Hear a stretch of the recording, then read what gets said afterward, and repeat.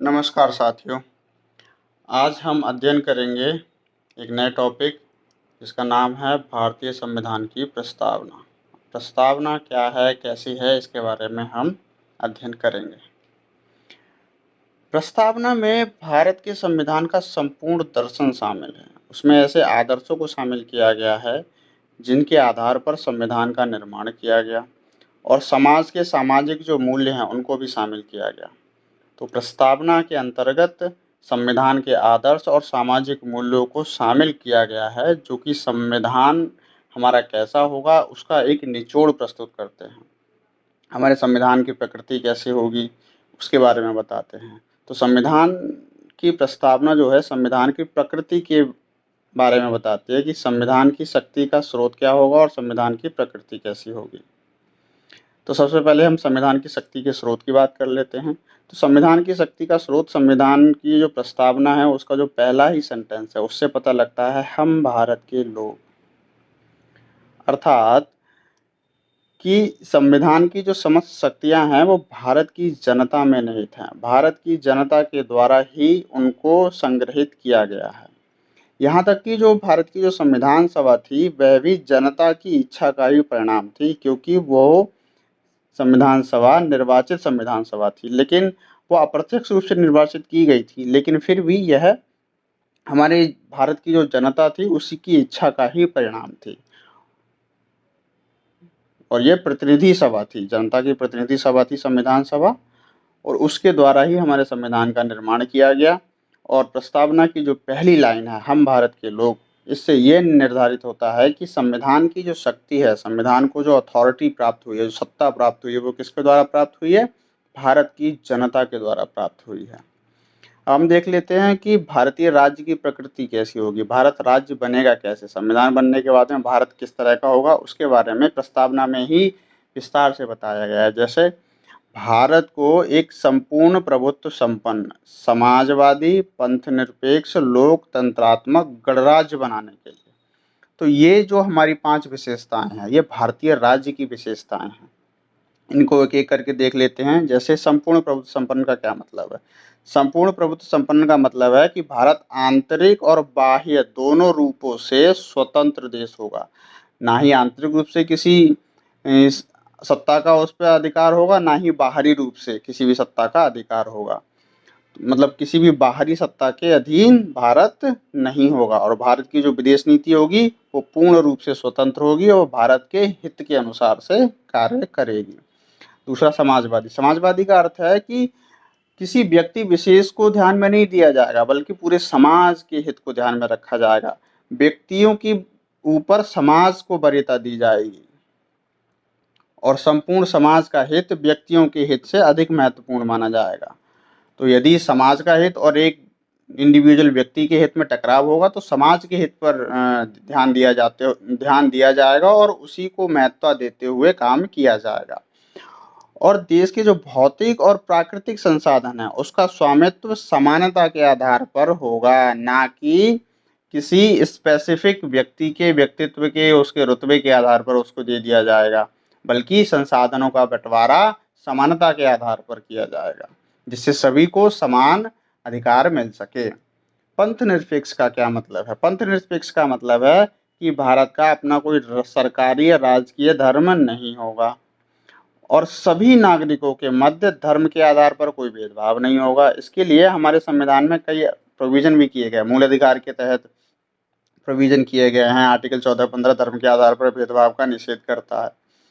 भारत का प्रत्येक नागरिक चाहे कोई भी हो, किसी भी धर्म के अनुसार वह समान व्यवहार किया जाएगा, उसके साथ भेदभाव नहीं किया जाएगा और वो चाहे तो अपने धर्म का पालन अपने हिसाब से कर सकता है।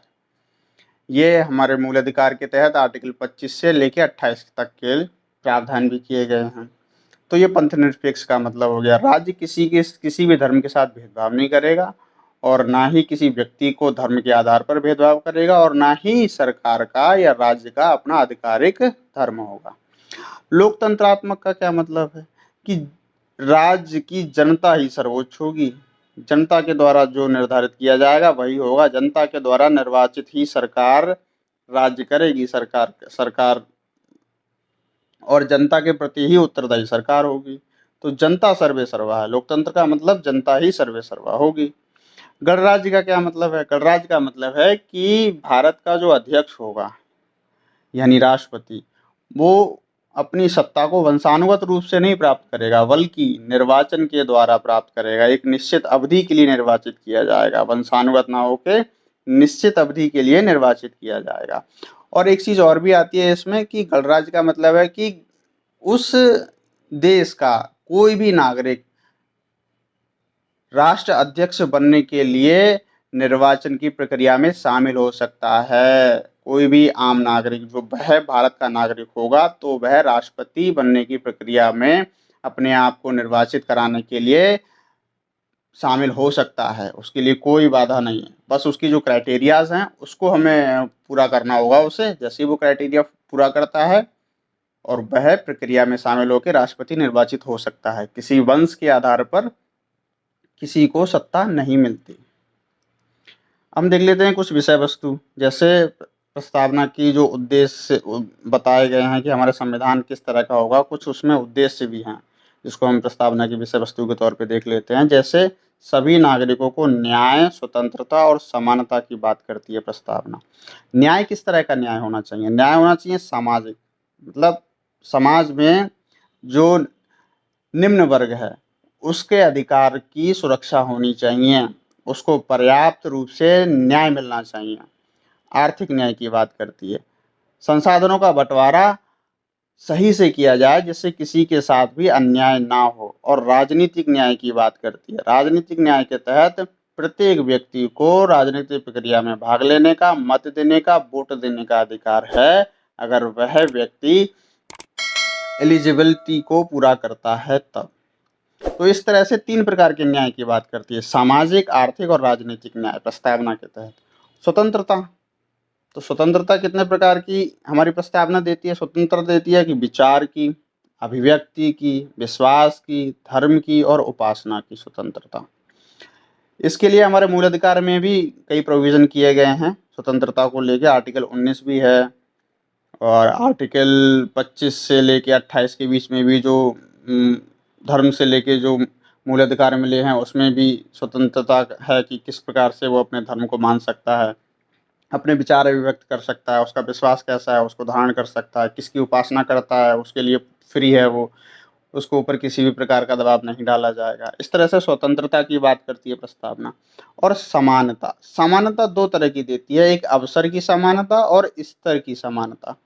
स्तर का मतलब स्टेटस से है यहाँ पर, अवसर का मतलब किसी भी काम को करने के लिए, रोजगार, व्यवसाय, व्यापार कुछ भी करने की सभी को समान अपॉर्चुनिटी मिलेंगी। और स्तर का मतलब है सभी का स्तर समान होगा, स्टेटस समान होगा, किसी के लिए ऊंच नीच का भेदभाव नहीं किया जाएगा कि ये अगड़ी जाति का है, पिछड़ी जाति का है, ये इसका है, ये उसका। इस तरह का कोई भी भेदभाव सामाजिक स्तर पर नहीं होगा, सभी का स्तर समान होगा।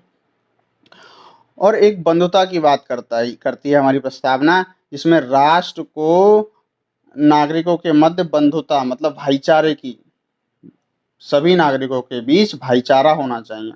जिससे क्या होगा? जिससे राष्ट्र की एकता और अखंडता की अभिवृद्धि होगी। तो राष्ट्र की एकता, अखंडता को बढ़ाने वाले बंधुत्व की बात करती है प्रस्तावना। तो ऐसा भाईचारा जिसके द्वारा राष्ट्र की एकता और अखंडता निश्चित हो। अब संविधान के अंगीकरण की तिथि बताती है कि संविधान को कब स्वीकार किया गया, कब अपनाया गया, यानी कब उसे लागू किया गया, इसकी नहीं, कब उसे अपनाया गया, कब उसको एक्ट के रूप में बनाया गया। तो भारत की जनता की ओर से संविधान सभा के द्वारा 26 नवंबर 1949 को क्या किया गया? अंगीकृत किया गया, मतलब स्वीकार किया गया। अधिनियमित किया गया, मतलब अधिनियम, एक्ट बनाया गया। और स्वयं को समर्पित किया गया, मतलब भारत की जनता को सौंपा गया, क्योंकि जनता के द्वारा बना, जनता के द्वारा जनता को ही सौंप दिया गया। और ये सर्वोच्च कानून बन गया हमारा संविधान, क्योंकि 26 नवंबर 1949 को ये किया गया। और अंतिम रूप से जब ये लागू हुआ 26 जनवरी 1950 को हुआ। उसके बाद ये पूरी तरह से लागू किया जा चुका है। अब प्रस्तावना में संशोधन किया जा सकता है या नहीं किया जा सकता है, इसके बारे में समय समय पर सुप्रीम कोर्ट ने अपने विचार प्रस्तुत किए। बेरुवारी यूनियन एक केस था 1960 का, उसमें सुप्रीम कोर्ट ने कहा था कि प्रस्तावना में संशोधन नहीं किया जा सकता। लेकिन बाद में 1973 में केशवानंद भारती केस, ये बहुत महत्वपूर्ण केस है इंडियन पॉलिटी के तहत, इसी केस के द्वारा ही भारत में मूलभूत ढांचे का सिद्धांत प्रस्तुत किया गया था। तो इसमें ये कह दिया गया कि प्रस्तावना में भी संशोधन किया जा सकता है। प्रस्तावना भी संविधान का एक हिस्सा है और उसमें किसी भी हिस्से की तरह प्रस्तावना में भी संशोधन किया जा सकता है, लेकिन संविधान का मूलभूत ढांचे की जो भावना है उसको छोड़कर। तो इसको लेके सबसे पहली बार 1976 में, और उसके बाद हुआ भी नहीं कोई भी संशोधन प्रस्तावना, 1976 में 42वें संविधान संशोधन के द्वारा सरदार स्वर्ण सिंह समिति के सुझाव पर संशोधन किया गया और इसमें 3 शब्द जोड़े गए। पहला समाजवादी, पंथ निरपेक्ष और अखंडता। इस तरह से ये 3 शब्दों का समामेलन 1976 में 42वें संविधान संशोधन के द्वारा सरदार स्वर्ण सिंह समिति के सुझाव पर किया गया। अब इसका महत्व क्या है प्रस्तावना का? प्रस्तावना का महत्व के बारे में बहुत सारे विद्वान हैं, इन्होंने अपने अपने मत प्रस्तुत किए हुए हैं। जैसे सबसे पहले तो हम सुप्रीम कोर्ट का ही देख लेते हैं। सर्वोच्च न्यायालय का कहना है कि प्रस्तावना संविधान निर्माताओं के मस्तिष्क को खोलने वाली कुंजी है। जहां कहीं भी, सुप्रीम कोर्ट कहता है, जहां कहीं भी यदि संविधान का कोई भी प्रावधान स्पष्ट नहीं होता और हमें देखना है कि ये प्रावधान क्या कहता है, उसके निर्वचन की हमें आवश्यकता है, तो उसके निर्वचन के लिए आधार क्या बनेगा? उसके निर्वचन का आधार प्रस्तावना ही बनेगी। प्रस्तावना में जो दर्शन और जो सामाजिक मूल्य दिए गए हैं, उन्हीं को आधार बनाकर उस विशेष आर्टिकल की उस विशेष खंड का व्याख्या किया जाएगा। तो इसीलिए कहते हैं कि संविधान का निर्माण क्या सोच के किया गया था, उसका आधार क्या है, उसके आदर्श क्या है, उसके मूल्य क्या हैं, उसको खोलने वाली कुंजी क्या है? प्रस्तावना है। प्रस्तावना राज्य की प्रकृति को व्यक्त करती है कि भारत का राज्य कैसा होगा, जो अपने शुरू में हम देख चुके हैं, और संपूर्ण संविधान का आधार व निचोड़ है कि संविधान में आगे क्या मिलने वाला है, उसका एक जिस्ट है प्रस्तावना में।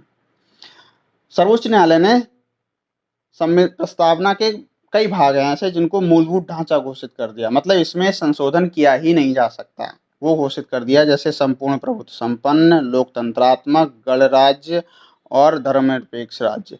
ये ऐसी विशेषताएं हैं हमारी प्रस्तावना की जिनको मूलभूत ढांचा घोषित किया जा चुका है। इसके साथ किसी भी तरह की छेड़छाड़ संविधान संशोधन के द्वारा भी नहीं की जा सकती। के एम मुंशी हमारी ड्राफ्ट कमेटी के सदस्य रहे हैं। उनका कहना है कि प्रस्तावना संविधान की जन्म कुंडली है। जैसे किसी व्यक्ति की जन्म कुंडली होती है कि जन्म कुंडली देखकर हम उसके पूरे भविष्य का, उसके पूरे उसमें क्या है, कैसा है, उस व्यक्ति का नेचर कैसा है, हम सब कुछ बता सकते हैं। इसी तरह से हम केवल प्रस्तावना को पढ़कर पूरे संविधान को ओवरव्यू हम ले सकते हैं कि आगे हमारे संविधान में क्या क्या है, कैसी चीज़ें हैं। इसीलिए ये जन्म कुंडली कहा उन्होंने, हॉरोस्कोप की संज्ञा दी है। पंडित ठाकुरदास भार्गव ने कहा कि उद्देशिका संविधान का सर्वाधिक अमूल्य भाग है।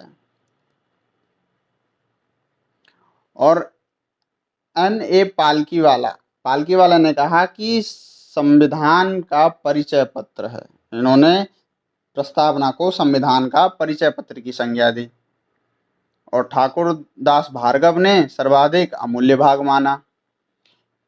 वर्तमान समय के एक संविधानविद हैं सुभाष कश्यप जी। सुभाष कश्यप जी का कहना है कि संविधान शरीर है तो उद्देशिका उसकी आत्मा है। इन्होंने मेटाफर का यूज किया। अगर शरीर के रूप में हम संविधान को देखते हैं तो उसकी आत्मा क्या होगी? वो उद्देशिका यानी प्रस्तावना है। यदि उद्देशिका आधारशिला है तो संविधान उस पर खड़ी इमारत है यानी अट्टालिका है। अगर हम प्रस्तावना को एक आधार मान लें कि ये नींव है, आधारशिला है, तो उसके ऊपर जो इमारत खड़ी हुई है वो हमारा संविधान है। और वे एक और वो मेटाफर देते हैं कि प्रस्तावना निर्देश है, तो संविधान के विभिन्न अनुच्छेद इस तथ्य की सिद्धि के साधन हैं कि जो निर्देश दिए गए हैं उसकी वो कैसे सिद्ध होंगे, उसका साधन क्या होगा, उसका एक्सप्लेनेशन आगे के सारे अनुच्छेद हैं। तो इस प्रकार से संविधान की प्रस्तावना का महत्व हमने समझा कि कितनी महत्वपूर्ण संविधान की ये प्रस्तावना है, जिसमें संविधान के सारे आदर्श, मूल्य और संविधान निर्माताओं के जो मस्तिष्क की कुंजी है उसके रूप में हमने देखा। अब हम कुछ अन्य तथ्य देख लेते हैं। तो प्रस्तावना के बारे में, प्रस्तावना न्याय या वाद्य योग्य नहीं है। इसका मतलब क्या है? इसका मतलब है कि प्रस्तावना के जो प्रोविज़न है, अगर सरकार उसको लागू नहीं करती है तो हम एक आम नागरिक के नाते सुप्रीम कोर्ट में जाकर ये नहीं कह सकते कि प्रस्तावना हमें आर्थिक न्याय की बात करती है और सरकार हमें आर्थिक न्याय नहीं दे रही है, तो इसके लिए सरकार को आदेशित किया जाए कि हमें आर्थिक न्याय दे। तो इसको लेके हम सुप्रीम कोर्ट में नहीं जा सकते, इसके ऊपर कोई वाद नहीं किया जा सकता, कोई भी केस नहीं किया जा सकता। न्यायालय में किसी भी तरह के प्रस्तावना को आधार बनाकर हम न्याय की मांग नहीं कर सकते। इसीलिए ये प्रस्तावना वाद योग्य, न्याय योग्य नहीं है। उद्देश्य का शक्ति का स्रोत नहीं है। इसका क्या मतलब है? शक्ति का स्रोत वह चीज होती है जिसके द्वारा किसी भी प्रकार की हमें अधिकार, सत्ता प्राप्त हो। प्रस्तावना एक आदर्श है, एक मूल्य है, उसमें जो बताए गए हैं वो किसी को सत्ता या शक्ति प्रदान नहीं करती, ना ही नागरिकों को और ना ही सरकार को, क्योंकि ये वाद योग नहीं है। अगर ये वाद योग होती तो ये सत्ता और शक्ति प्रदान इसमें निहित होती, तब हम इसको मान सकते थे कि ये शक्ति का स्रोत है। इसीलिए ये शक्ति का स्रोत भी नहीं है। और विधानमंडल की शक्तियों पर प्रतिबंध या मर्यादा लगाने का स्रोत भी नहीं है, कि हम ये भी नहीं कह सकते कि इसके द्वारा संसद पे या विधानमंडल पे कि प्रस्तावना में समाजवाद का प्रोविजन है तो समाजवाद की एक मर्यादा के तहत विधानमंडल और संसद कानून बनाएगी। तो ये हम नहीं कर सकते क्योंकि प्रस्तावना वाद योग नहीं है। ये तीनों पॉइंट एक दूसरे से इंटरलिंक्ड हैं। वाद योग मेन चीज है। अगर प्रस्तावना वाद योग होती तो उसमें शक्ति भी निहित होती और उस पर उसके माध्यम से प्रतिबंध भी लगाया जा सकता था संसद और विधानमंडल के ऊपर। तो इस प्रकार से हमने प्रस्तावना को देखा। आज का लेक्चर यहीं तक। मुलाकात होती है अगली वीडियो में। आपको ये वीडियो पसंद आई हो तो इसको लाइक, शेयर, सब्सक्राइब करें और ये अधिक से अधिक लोगों तक पहुंचाएं। धन्यवाद।